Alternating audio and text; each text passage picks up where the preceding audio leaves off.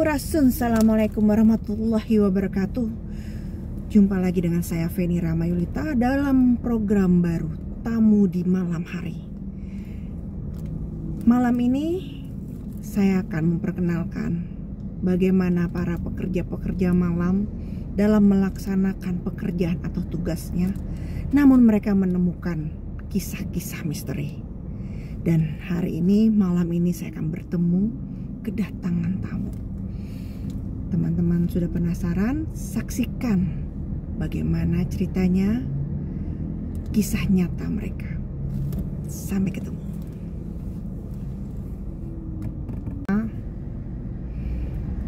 Saya melakukan pekerjaan malam ini sudah hampir 3 tahun. Saya dari Jawa, Feni. Saya sebelumnya mohon maaf bila bercerita seperti ini agar bisa berbagi kisah kepada teman-teman di rumah. Saya sebenarnya tidak ingin ini dijadikan contoh yang baik, namun keadaan yang membuat saya harus seperti ini. Usia saya sekarang ini 32 tahun. Waktu saya masih di Jawa, di Purworejo, setelah saya lulus sekolah, saya sempat bekerja menjadi buruh serabutan. Namun itu semua tidak bisa mencukupi kebutuhan saya dan keluarga saya. Saya anak pertama. Saya mempunyai adik 6. Dan semua tumpuan itu ada di saya. Setelah saya menjadi buruh serabutan di kampung, tiba-tiba ada teman saya ingat banget pada hari itu tuh teman saya namu ke rumah. Saya lihat hidupnya tuh enak. Dia bercerita kalau dia itu bekerja di Jakarta. Lalu saya ditawarkan. Singkat cerita, saya bekerja di Jakarta. Saya ke rumah teman saya itu, tapi saya bingung gitu ya. Ketika saya datang ya, teman saya itu seperti tinggal ngekos gitu, kayak ngontrak kecil yang petak. Saya tanya dia kerja apa, dia belum jawab. Terjawabnya itu malam hari ketika saya melihat dia berdandan. Teman saya itu namanya Joko. Ketika dia berdandan, baru saya lihat bahwa pekerjaannya seperti ini. Jadi kalau pagi dia itu memang yang laki-laki ya selayaknya laki-laki. Namun kalau malam dia itu berdandan seperti perempuan. Saya tanya kerjanya apa, dan dia ternyata ya bekerja di pinggir jalan. Ya mau tidak mau dia bilang hidup di Jakarta itu susah, dan di kampung pun juga lebih susah. Jadi ya kita mau berkorban. Singkat cerita, saya ditawarkan untuk bekerja dengan dia. Saya bekerja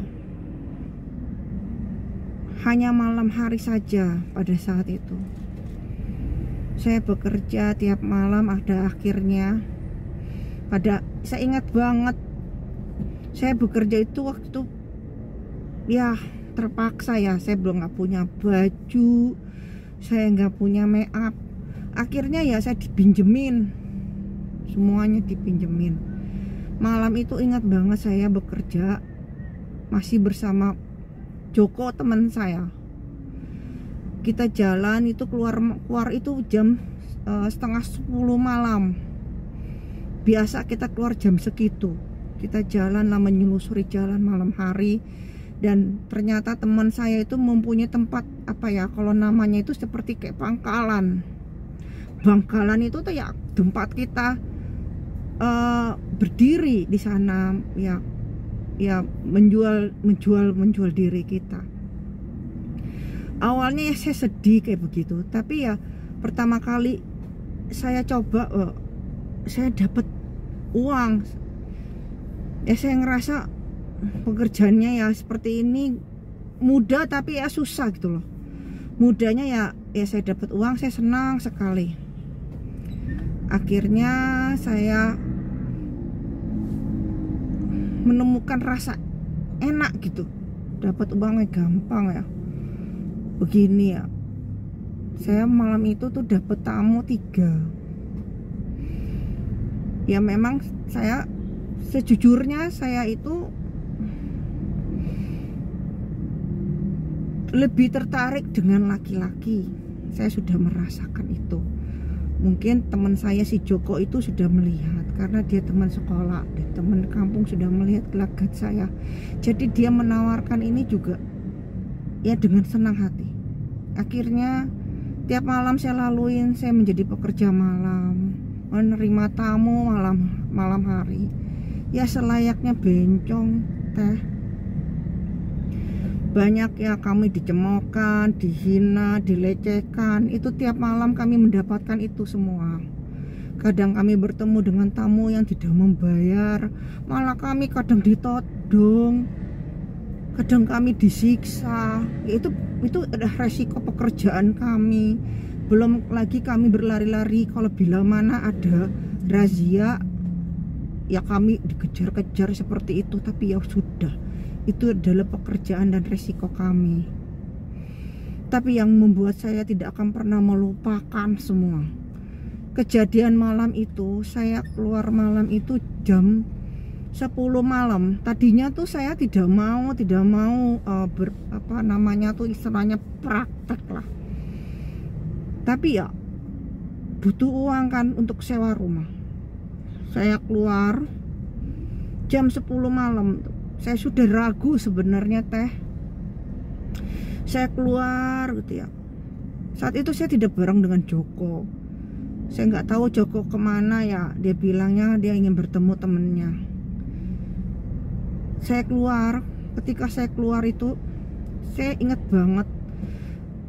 Biasanya kan saya kan di tempat pangkalan itu, tapi saya lihat saat itu tuh ada orang baru. Ya saya pikir ya orang baru itu ya saya nggak mau ribut lah. Padahal itu kan kalau biasanya kalau kayak gitu tuh ada pangkalannya. Tapi karena saya tidak mau ribut, akhirnya saya biarinkan saja. Dia duduk di tempat dimana saya biasa duduk di situ. Dia duduk saja, tapi dia tidak ada pelanggan yang dekati dia gitu ya. Saya lihat dari kejauhan saja. Dia duduk aja, duduk termenung, benar-benar dia nunduk gitu ya. Nah, sampai malam hari pun saya tidak menemukan yang namanya pelanggan. Akhirnya ya saat itu inget banget, udara itu tuh kayak mau hujan, udah rintik kecil-kecil gitu. Akhirnya saya ya karena di situ hanya saya dengan dia, nggak ada teman. Ya saya juga tidak mau ribut. Saya coba menghampiri. Tapi ketika saya menghampiri, dia dalam keadaan duduk aja. Saya lihat tuh ya dari kena bias lampu tuh ya, mukanya tuh pucat sekali ya. Mungkin apa karena bencong banyak bedekat dempul, saya juga nggak ngerti. Tapi mukanya tuh seram sekali. Akhirnya saya coba ajak bicara, tapi ketika bicara itu dia bilang dia baru di situ katanya. Saya tanya kan, kamu orang baru di sini, terus Terus dia bilang, iya saya baru. Terus saya coba tanya lagi, saya sebelumnya belum pernah lihat kamu gak akan lihat saya, dia bilang gitu. Kamu belum pernah lihat saya, dia bilang. Saya baru dia bilang. Lalu saya sudah mulai curiga ya, kok hanya saya sama dia. Tiba-tiba saya nyium bau ya, bau bener ya, kira tuh ya biasalah namanya deket daerah kebun-kebun itu bangke. Saya kira tuh bangke tikus atau bangke apa. Lalu saya bilang sama dia, kamu cium bau enggak? Kamu betah di sini, gak mau pindah? Saya bilang begitu. Terus dia bilang, enggak, itu bukan tempat saya di sini. Saya makin bingungnya. Saya tahu saya kan selama ini saya di situ. Saya bilang, loh selama ini saya di sini tapi nggak pernah lihat kamu. Terus kamu di mana? Kalau kamu bilang biasa di sini, saya bilang gitu. Kamu nggak ngelihat saya, dia bilang gitu. Saya nggak mau ngambil panjang lebar saat itu ya. Akhirnya saya kenalan sama dia. Dia bilangnya namanya dia Mirna. Ingat banget saya, namanya Mirna. Lalu dia memperkenalkan. Tapi pada saat itu tuh mukanya pucat sekali. Saya ingat banget. Akhirnya saya bilang, ya sudah Mirna, saya tinggalin ya. Sudah malam nih, sepertinya sepi karena mau hujan. Saya pulang. Pas saya pulang, ternyata Joko udah sampai di rumah. Saya cerita semua tentang Joko, tentang Mirna itu. Joko pun bingung kok ada Mirna, sedangkan Joko juga tahu kalau di situ ya orangnya tuh siapa aja tahu lah, paham lah. Akhirnya dia bilang, mungkin dia bohong karena dia pengen ngambil tempat kamu, dibilang gitu. Ya mungkin, tapi saya gak mau ribut, saya bilang gitu. Ya namanya uang gak ketuker ya.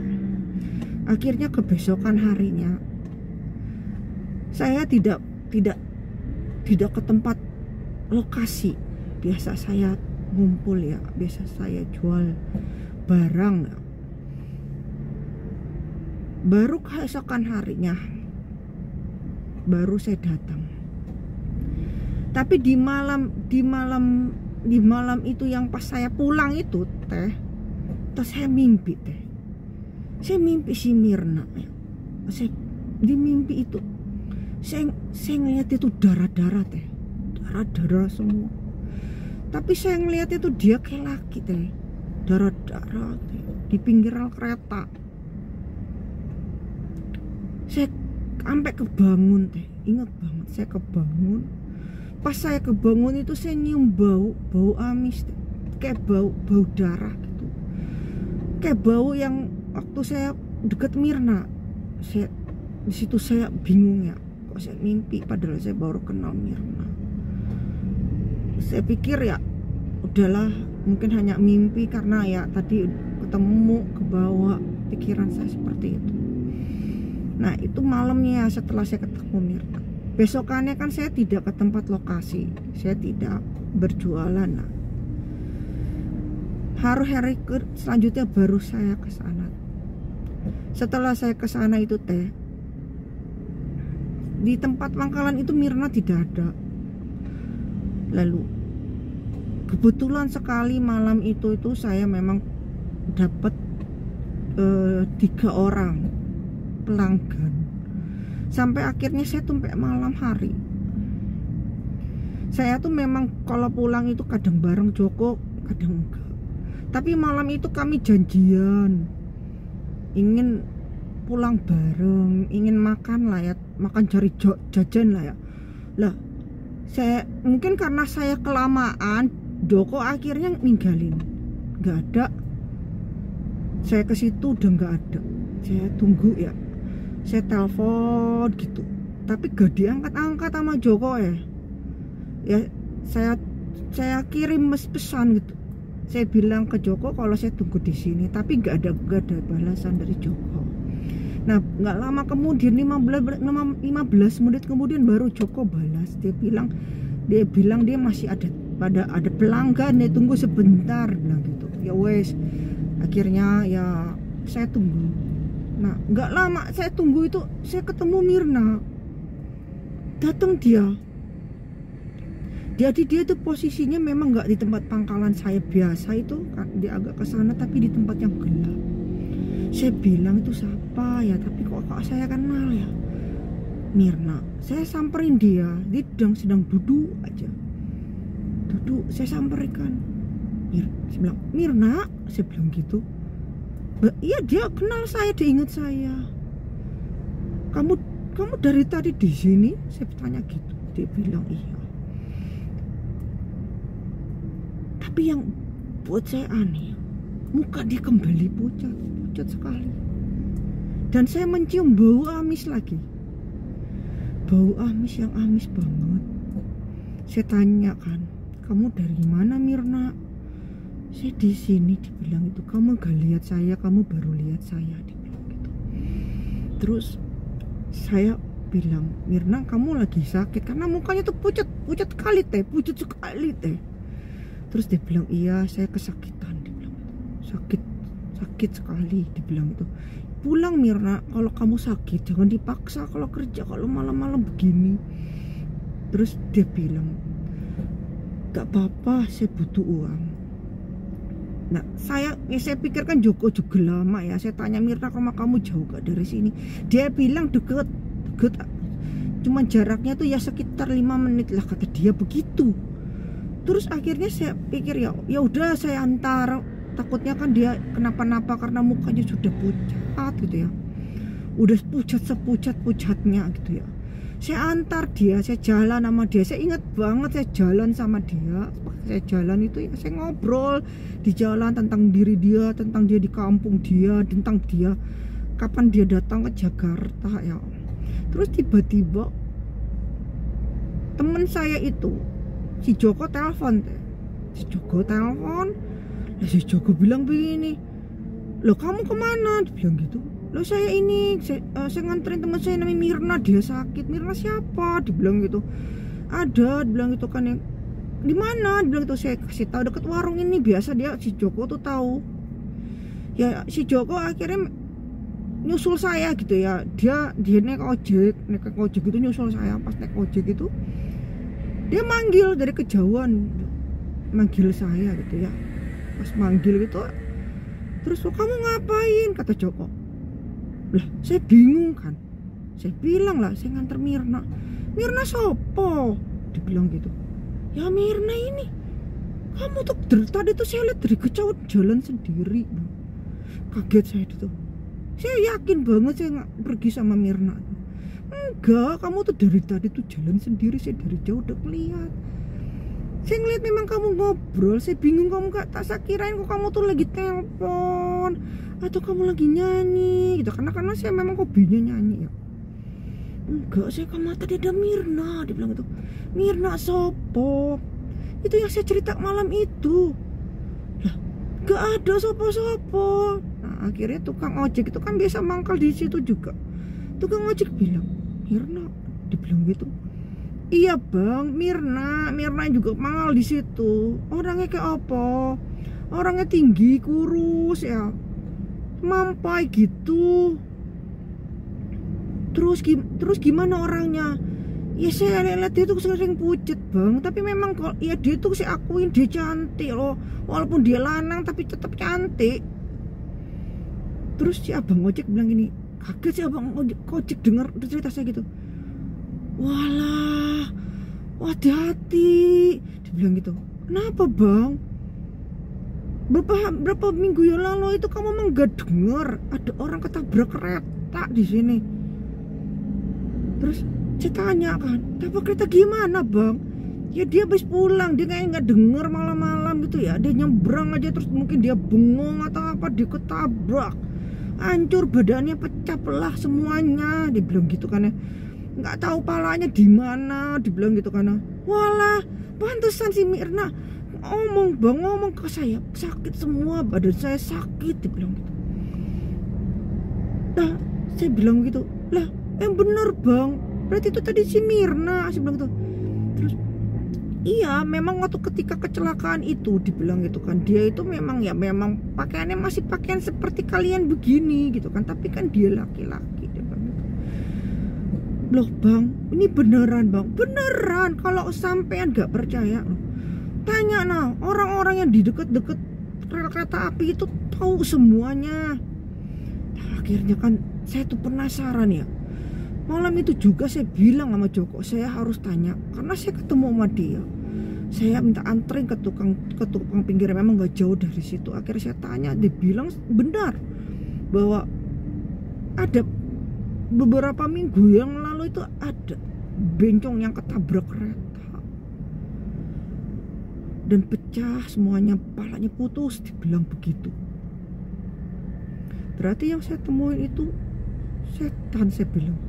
Berarti yang mimpi saya ngeliat dia berdarah-darah sampai saya bangun itu bau amis, berarti itu Mirna.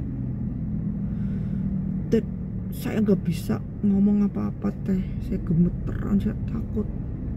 Rasanya malam itu saya pengen pulang kampung karena Mirna terus selalu neror saya dalam mimpi. Tapi ya mimpi sih mimpi, tapi ya ketika saya sadar dari mimpi itu bau amis terus seperti itu. Sampai akhirnya saya tuh bilang sama Joko saya pulang kampung, saya nggak kuat. Tapi Joko nahan saya. Joko malah menyarankan saya untuk pindah dari kontrakan.